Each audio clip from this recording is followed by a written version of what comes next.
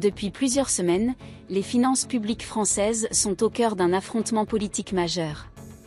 Le mardi 19 novembre 2024, une conférence de presse réunissant Bruno Le Maire, Gabriel Attal, Elisabeth Borne et Thomas Cazenave a vigoureusement répondu aux accusations formulées par la Commission des finances du Sénat.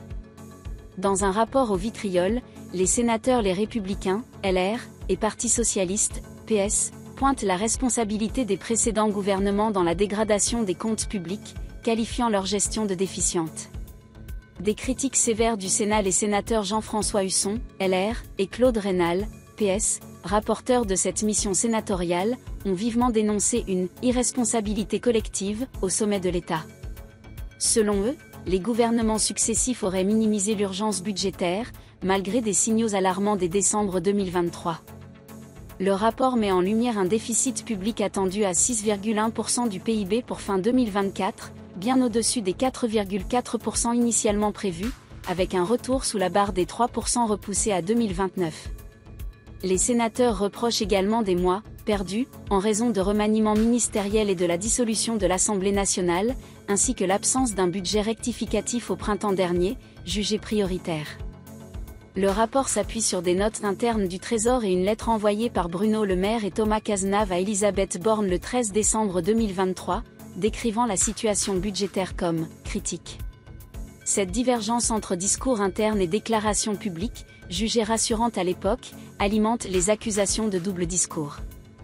Réplique ferme des anciens ministres lors de leur conférence de presse, les anciens ministres ont rejeté catégoriquement ces accusations. Bruno Le Maire a dénoncé un « réquisitoire politique truffé de mensonges », tandis qu'Elisabeth Borne a fustigé une « attaque indigne ». Ils ont défendu leur bilan en soulignant les mesures de gel de crédits budgétaires prises en réaction aux dégradations économiques. Selon eux, les difficultés actuelles relèvent davantage d'une erreur d'estimation des recettes fiscales, inférieure de 41,5 milliards d'euros aux prévisions.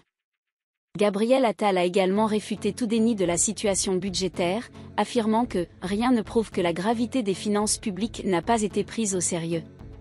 Il a par ailleurs qualifié les accusations sénatoriales de « procès politique scandaleux ». Thomas Cazenave a rappelé que des mesures de redressement avaient été préparées dès l'été 2023, mais que leur mise en œuvre n'a pas été assurée par le gouvernement suivant. Vers une enquête parlementaire élargie alors que le Sénat persiste dans ses critiques, l'Assemblée nationale s'apprête à ouvrir une commission d'enquête sur ce sujet brûlant.